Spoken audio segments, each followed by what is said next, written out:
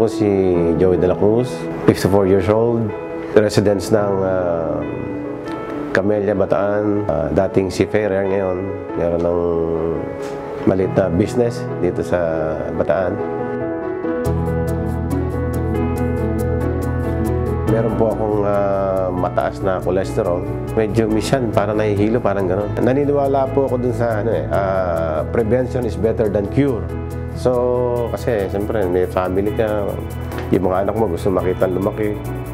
Kaya dapat maintain yung healthy. So, naniniwala ako sa King Herbal Plus na makakatulong siya na ma-maintain yung good health. Matagal ko na siyang nakikita mga yung kay Corina Sanchez nga. Tapos nakita ko yung mga niya, yung component doon, parang maganda sa health. So yun, tinry ko. Sa akin basta parang pang good health, yun lang. Kung gumaling sa yung cholesterol, mas maganda, parang gano'n. Basta sa akin yun, gusto ko maintenance kasi yung puro fruits, vegetables.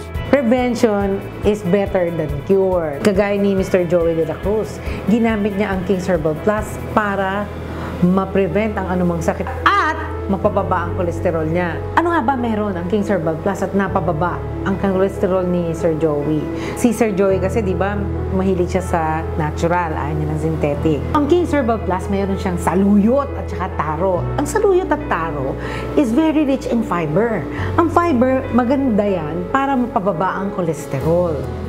So, on top of that, ang King's Herbal Plus, meron siyang avocado, red beans, black beans, cilantro.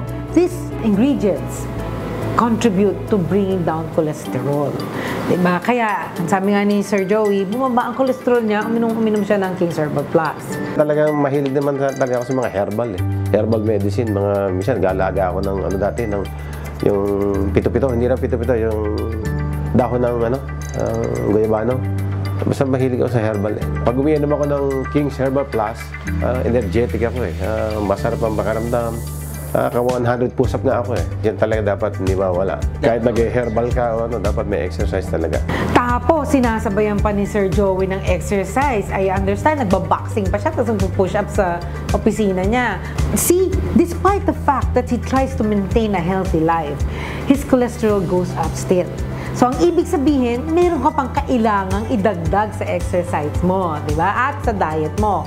Yan ang King's Herbal Plus. Actually, senior ko sa misis ko yan Noong una, yung medyo mapait, ayaw niya, pero pinipilit. Pero ito ngayon, itong bagong King Herbal Plus na to, hindi na siya masyadong mapait. Kaya yun, dalawa na kami umiinom ngayon. Kaya yung kanyang medyo mataas yung sugar niya, medyo bumaba. Yun nga, dahil sa business, medyo laging hectic ang schedule namin, lalo si misis.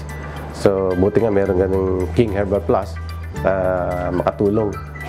Maintain yung good health. Kagaya ni Sir Joey, di ba? Successful. They have no time sometimes to eat a balanced diet. So he opted probably to take King's Herbal Plus to supplement the nutrition, the minerals, the vitamins that his body might be needing in a very natural way. Papasalamat po ako na nakilala ko itong King's Herbal Plus ni Sir Herrera. Kaya, ayun. Tutuloy-tuloy ko lang ito. Recommended sa mga tatay, sa mga nanay, sa mga ate, kuya, kahit sino. Sabi nga ni Carey, sa King's Herbal Plus, dito ka tatala.